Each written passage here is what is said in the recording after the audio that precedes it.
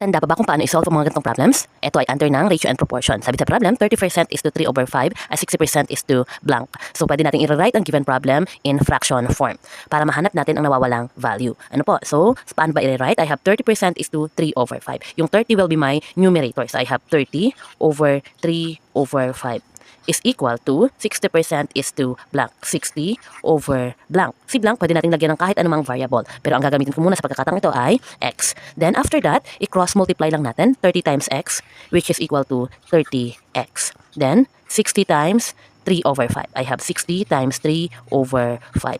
So, pwede nating i-simplify muna to. I have here 30x is equal to, pwedeng 60 times 3 divided by 5, or pwedeng i-cancel nyo muna to para lumiit yung number. This will be 12. 12 times 3 is equal to 36. Kapag 60 times 3, 180 divided 5 is still 36 naman ang labas niya, okay? So, hanapin natin ang value ng x. Divide both by 30.